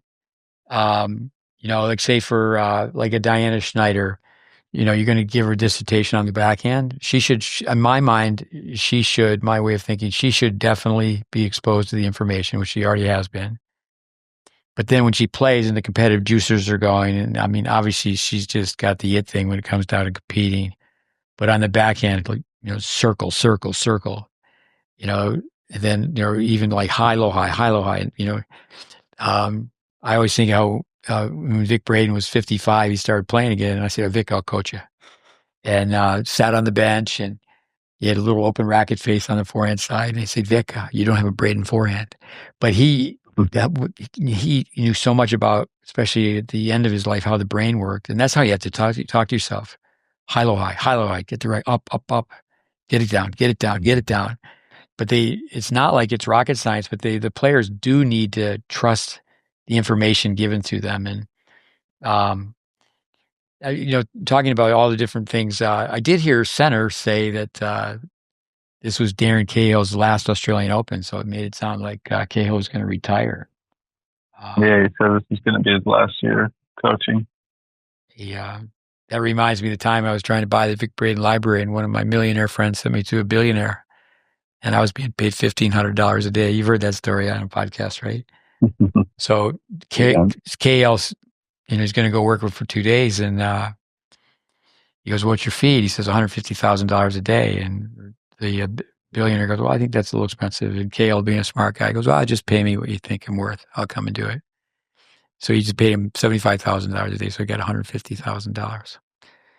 Anyway, fun stories. With one thing before I go to the juniors, a contrast to players. So people turn on, or they go to YouTube and their sidebar. So in writing down some notes, Victor Maya, who's from Puerto Rico, but he moved to Holland, Michigan, took lessons from Welby Van Horn, who's a kid. Big serve. I think he's 6'10". Goes to Holland, Michigan. And he, I believe he played at Michigan. But he almost beat Borg in 5 sets at Wimbledon when Borg was on his, trying to win 5 in a row. So I was with Welby at his tennis camp, and I was there. I trained coaches for him, and it was at the Pinehurst Hotel, and my parents had retired right next door in Southern Pines. And so someone from the New York Times comes to interview Welby about Amaya. Can Amaya beat him this year at Wimbledon? And that's back when the grass was different. So anyway, the contrast, Amaya's playing Vitas Gerulaitis. That was one of my choices. And then I go back to the computer, and then I had a choice between, it was Guillermo Vilas, Stan Smith, just pops up. And, Vilas was obviously a baseliner. But, you can click film of him winning, he's winning the Masters on grass. And he's serving and volleying. And it's like, well, because it's like Federer, granted the grass was different before 2001. But when he played that famous match against Sampras, he just came in, and then they changed the grass. But Vilas would come in because, well, if he's not it's who's going to be the first one at the net. It's almost like it was like capture the net. But again, coming back to what Yvonne said, there's no contrast now. But there was that period of time where, I tease Patrick Moneygulu. He said, well, in the 70s, no one hit topspin. And it's like, have you ever heard of Rod Laver? Have you ever heard of Bjorn Borg? But no, I just think that's there is very few players that, you could just say, do they have the guts to just hit a body serve, know the ball's going to come back, and then play? When you hear players talk, they just, these are the strings. You can't come in today's game. And but let's go to the juniors. This young kid from Switzerland, 6'3", one-hander. He wins the. Did you watch him at all?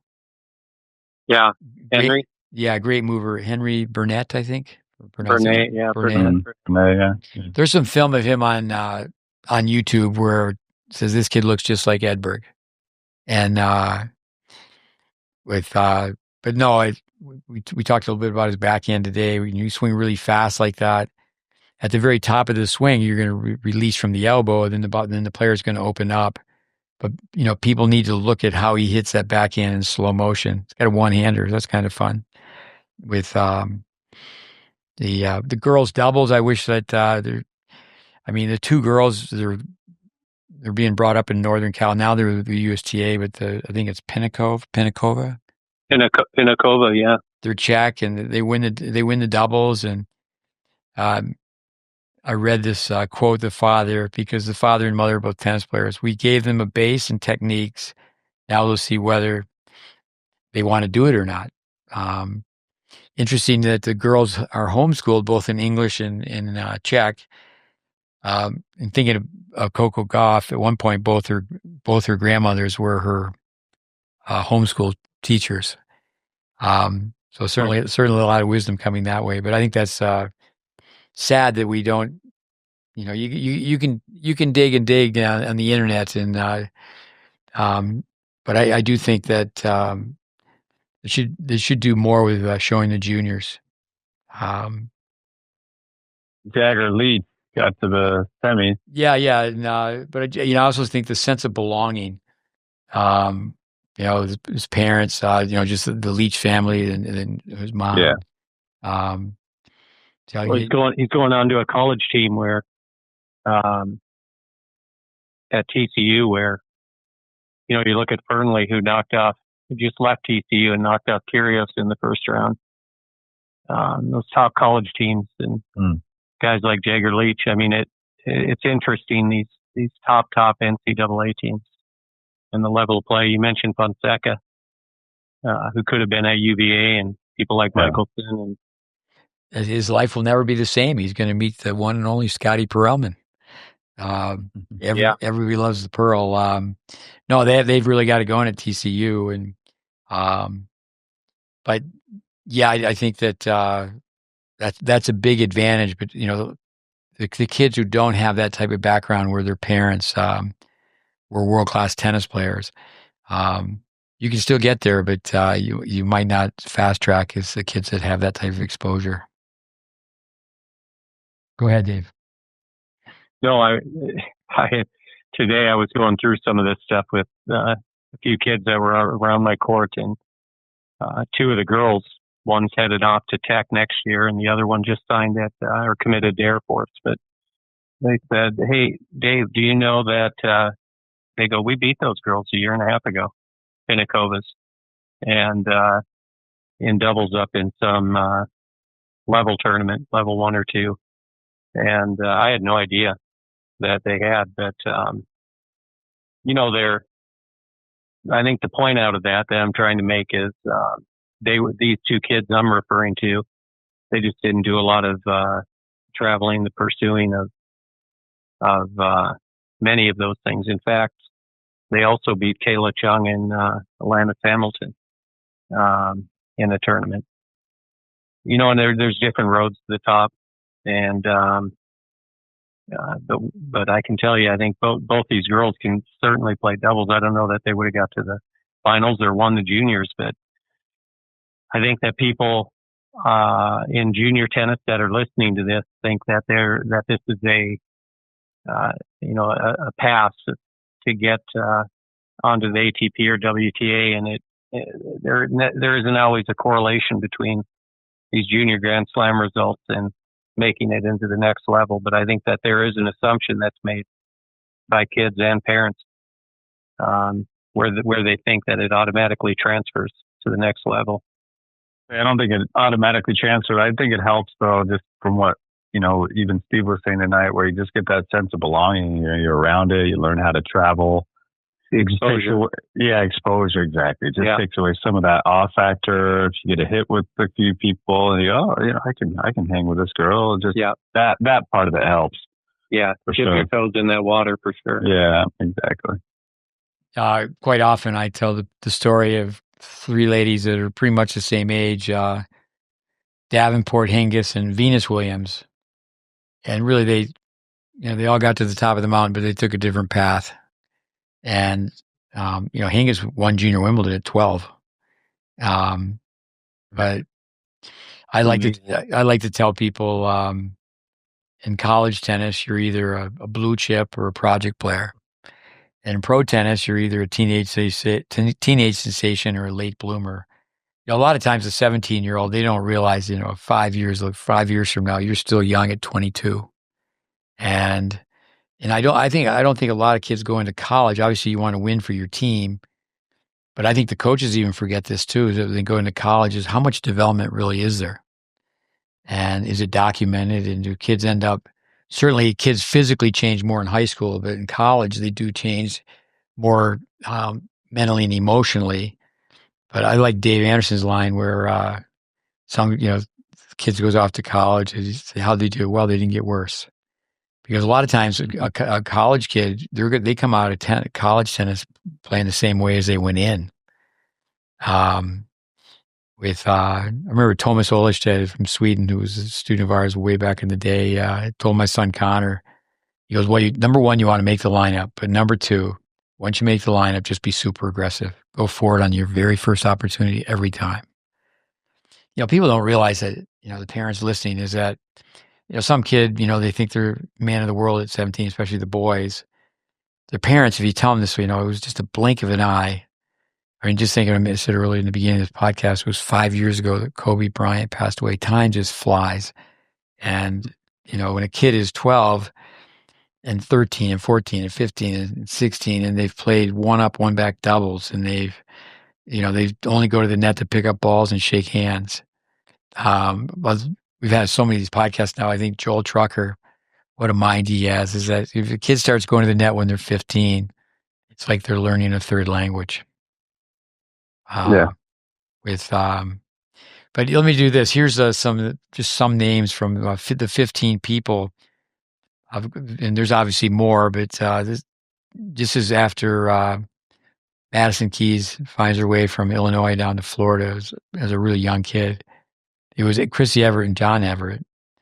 But, on this list is Lindsay Davenport, Lisa Raymond, Jessie Levine, Mats Wilander. There's many, many names. Some of the people I don't know, but with like Dave Taylor, I believe, from New Zealand. At one point, Lendl started an academy, and Steve Denton was trying to get Lendl to hire me. I never even had a conversation with Lendl. And, but I had a kid from New Zealand who spent a summer with me. He's a friend of Connor's, a Florida State player. But, you just think, well, what did all these players tell her? And, you can learn from everybody. But you just go down the list, would you say, was it teaching? Was it coaching? Was it technical? Was it tactical? It was a little bit of everything. And, but I think Andy said it where, hats off to Madison Keys. But from a technical standpoint, and when we say this, it's not about Madison Keys. I mean, obviously she's a world-class tennis player, but for the juniors watching, she could close the racket face on the backhand side. And if she closed the racket on the backhand side, she would have a longer hitting zone. She could use gravity versus pulling it horizontally. to reline the racket. On the forehand side, it's like she lost the finals to Sloane Stephens, right, at the U.S. Open. And Sloane Stephens, same thing, as her forehand goes way behind her back. And then what happens with the juniors, they think, well, I can have my racket go way behind my backhand because Sloane Stephens lets his.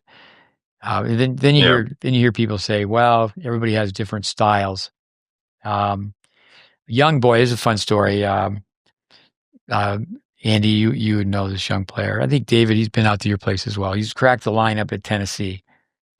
So he's going to the Smoky Mountain Tennis Academy at that time, way back when, run by Paul Annicone's brother, Steve Annicone.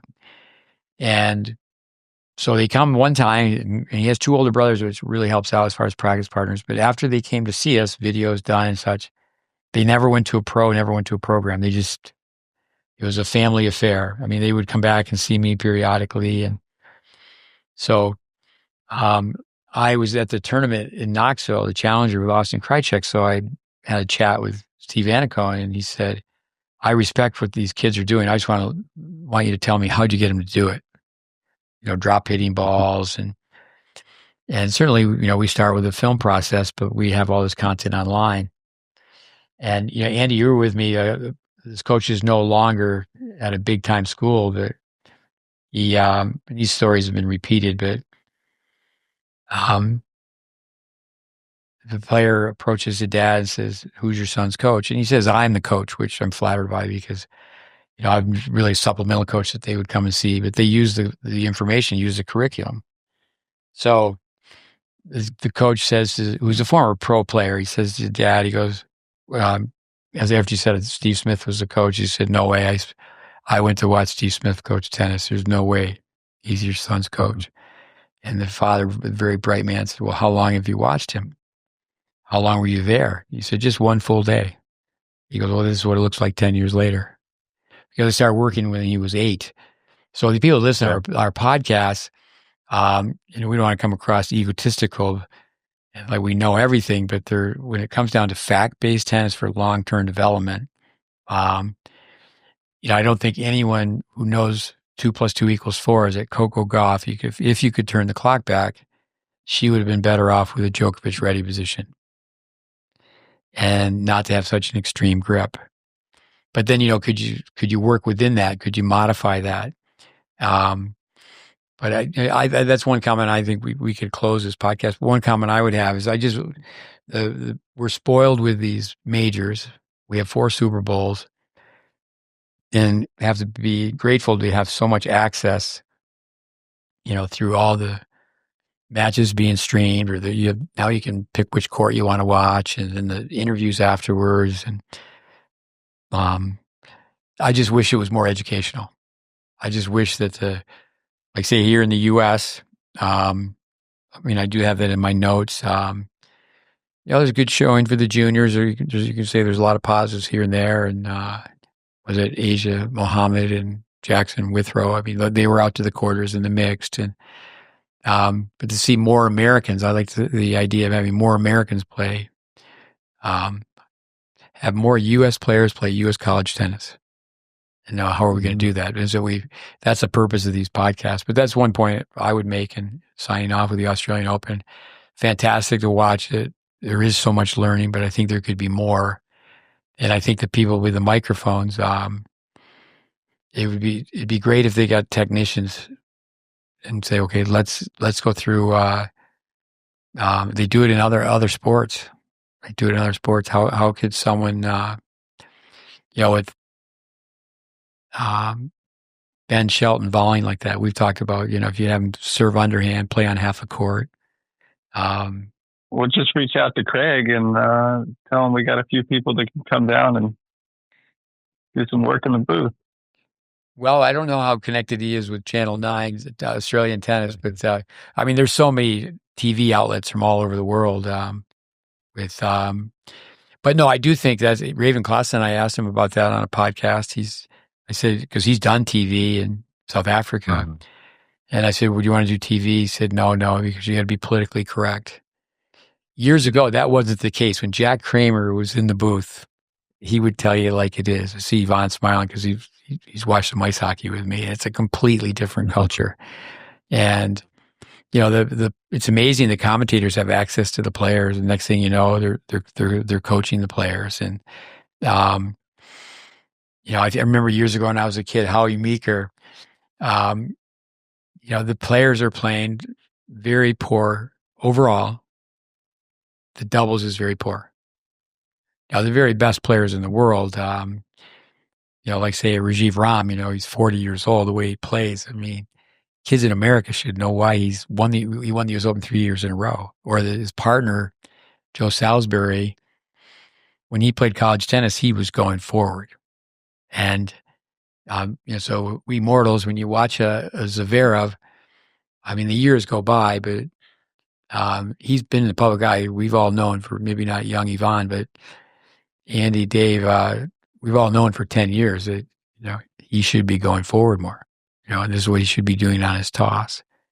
And in other sports, of course, people throw football, if they're going to throw a football, they have to have their palm in a certain position. Again, what's the name of the girl who won the doubles with Taylor Townsend? Siniakova. It's like that girl is so athletic. And I remember the late Andy Brandy and I were watching a player, and we both turned to each other and in stereo basically said, could you imagine if someone taught her how to play? And it was a world-class player. I mean, I could ramble like Curios. He's just slapped Nick across the head. He didn't show up. He wasn't prepared to play. And now he can get by with the serve, but he wasn't prepared to play. I mean, but he's got a following. People love Kyrgios, but come on, he wasn't prepared to play. How about Dave? Why don't you give us a wrap up here? Then we'll go Andy and Yvonne. I love the Australian Open. I love watching it. I'm planning to go next year, and Andy's comment, we should go down and do an Instagram live. I'll go with you. I'll go next year. Let's go. Yeah, 2026. Okay, that's on the bucket list. So, but I love it. I think that for some reason it always produces a lot of really cool matches that stay in my memory. And but I would say this to any coaches listening, any parents listening, and you can't really make it a project, but I'm shocked each day when I talk tennis from the previous day with the kids in the academy, kids that want to go to the biggest and best schools in America, and maybe even some of them have a dream beyond. But I just don't think that our typical juniors in America follow the sport enough, if for nothing else other than inspiration. And I just was kind of in shock at, but it is interesting. The ones who do, seems like they just have a higher tennis IQ when it comes to problem solving on the court a little bit. Not across the board 100%. So I think we got to find ways. We're making a big effort here to, take kids out to the Dallas Open coming up. And then we're fortunate that the ITA National Indoor Championships are being held at SMU. And so we're, having a day there. And I know, Steve, you've always done a great job of that wherever you've been. But I think it's critical, and I think it's easy to overlook. But we just got to get kids following this sport, get them passionate about it. Yeah. Grand Slams are a great way. Going to Australia, actually, there's quite a few Australians that they're connected to the GreatBase. They follow the content. Kimberly Burrell's dad would be one of them, right, Andy? Yeah, for sure. She beat Kudermetova, huh? Andy, I just flipped the TV and I saw she just beat Polina Kudermetova. Was that from yesterday or today? No, I think today. Yeah, she owns her. Kudermetova's got these big horizontal swings, and when she's on, she can be tough. But when she's not, she's not finding the court. Yeah, she wasn't finding much. Anyway, sorry to interrupt. No problem. John Burrell with before the tournament. One time it was a bad idea, but we thought it was a good idea. We were going to have a reunion or get together at the U.S. Open, And there's so much that goes on. Once the tournament starts, people are there late at night, and and then also too in New York, I'm sure it's the same in Melbourne, as people are sometimes spread out. They're not staying so close to the venue. They're staying with family or friends or associates. And but go ahead, Andy. What's your closing comment? No, I think reiterating what Dave said, I had the same thing. I asked the guys here at Pepperdine, a couple of them, hey, what do you think? Did you watch the finals? Like, no. It's like, what, really? It's kind of strange, actually. But I know everybody's busy, and it's tough with the time change. But yeah, so much you can learn from watching the Grand Slams. I wish they would have qualifying a little more accessible to see some of those. I think, yeah, you have to really search to try to do that, or get it through a gambling site or whatever. But because that level of tennis is deserving of an audience. No, we had a young player here from Peru. He's been sent down by Miran Man up in Canada, and he's good enough to have an ATP point, so that means he certainly can play a little bit. And so we ran a morning practice after the match, but got up at 3 a.m. and after the practice, he goes, "Can we go to the gym?" I go, "We're going to the gym later." I said, "I'm going to bed." And but he didn't get up to watch, and it's like, to me, granted, I grew up playing ice hockey, but if someone's saying, well, the Stanley Cup final starts at 3 a.m., well, I guess I'm not going to watch it. I'm just baffled by how, I do think that during the Australian Open is that, people have jet lag. One time, I'm teasing David about that high performance coaching course. When I went to that high performance coaching course, I wasn't living in Orlando, but I went to Orlando and staying with some friends. And I'm staying up all hours watching the Australian Open. And I have to admit, when I sat through the high performance, I was nodding off quite a bit. So, but I feel like it's a jet lag. It's a jet lag major. It's just like, yeah, 100%. So much you can learn. I think, Dave, what you said too is just the ones that do watch tennis. For most of these guys, it's a great example. Guys are pros. You see how they play, but then also how they act, how professional they are, sometimes unprofessional, but most of the time, it's like, why are these players doing so well?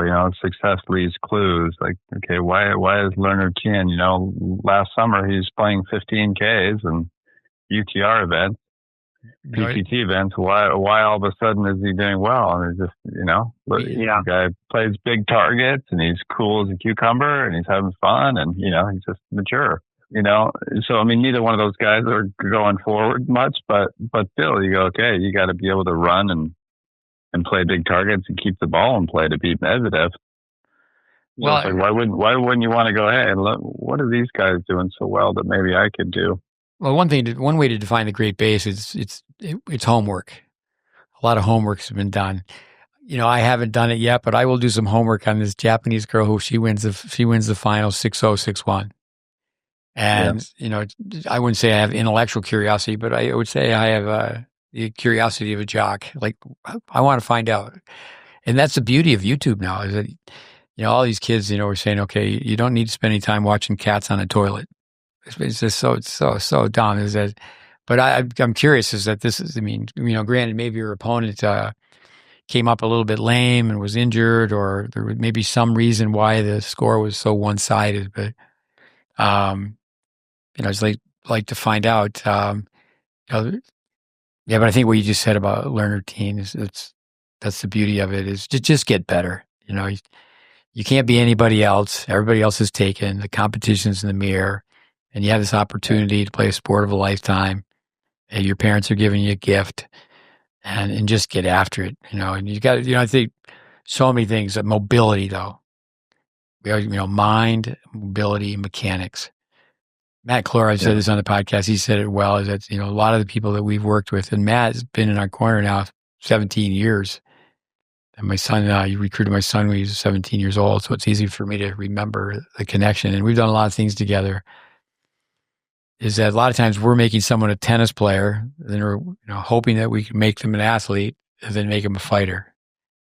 But I would say for the most part, the people that are playing the Australian Open, they were a fighter first, an athlete second, and then a tennis player. And, for what we share with people, it's almost like technique is almost like a hidden secret. It shouldn't be. It's public domain. Like you said about what Braden shared with the world 50 years ago. Yeah. And, that's another thing too, is that tennis was played very well 50 years ago. Like James Scott Connors, he wins the NCAAs. The way he played, what it would have been 72, guessing, right around that time, is that the way he played, his game would still hold up in the NCAA tournament. No doubt. No doubt. So that appreciation of history, and that's another way to define the Australian Open, is its history. And how could you miss it, let's go with the young guy, 25 years old, a quarter of a century. He's no young pup anymore. Well, Yvonne, why don't you say something here to keep us going? Well, I can read off my notes here if we're closing off. Go for it. Let's see. Just some things I found interesting that I wrote down. We got very little wasted movement, always on balance. In today's game, if you're worse off the baseline, just mail in the scores. Depth and placement will always be king. Thank you, ma'am, but this is tennis fitness. I like, Dave, when you said you're brilliant from one zone of the court, because there are many zones, and you can, if you're good on one part, doesn't mean you're good on all of them. I don't set goals, that way I don't disappoint myself. Thought that was funny. And high standards, low expectations. It's always a good one. And capture the net should be the theme of singles more. Here's my highlight. Richard Hernandez, I talked to him today. He's from Trinidad, although he's been schooled all over the world. He's going back to Trinidad. He's doing a free clinic, and he's going to go back periodically. And, I'm flattered that he's asking me what to do. But I forgot that, Ed. He's a Tal Goodman. What do you say? Jump out of it, push him out of an airplane. You know what he needs? He needs to be pushed out of an airplane. Yeah. Yeah, I think the tables are turned with Richard. He was a student taking notes, and now he's Steve. Just love talking to that guy. But yeah. So for our listeners, he's somebody who volleys really well, but it's like, okay, little timid. Great kid though. Push him out of an airplane. Anyway, guys, thanks. Yeah. Another podcast in the books. I hope. All right. I hope our listeners benefited from it. I know I did. It's always good to talk to you guys. Thank you. Yeah. Yeah. Thanks for your time. All right. Okay. Yeah. See you later. Adios, amigos. Yeah. There you go. Adios, amigos. Good night, everybody. Yvonne, wave goodbye to the camera. So, podcast 230. Auf Wiedersehen. I know what that means. I'm fluent in German. Podcast 235 in the books. All right. We didn't pick on Anderson about his socks. We let him slide a little bit. Dude, yeah. We were we gotta sharpen up, Andy. Next time, stop worrying about your tan line. Next time we'll address that. Plus, again, Anderson, he's not high performance. High performance, yeah. It's not high performance. Yeah. Although you were asleep half the time, so I don't know if you are either. But I was there though. I got the certificate. I shouldn't have shared that, but I did. I mean, the sports psychologist one time he was speaking. It was just, I watched tennis all night long. But if you watch tennis all night long and you're on your feet and you're moving, you're not going to fall over. But once you can sit down, then you're tired. So you got to stay on the move. Everybody listen, stay on the move. True. All right, adios, everybody. Good night. All right, we're over. Adios. Yep. Yeah. Bye.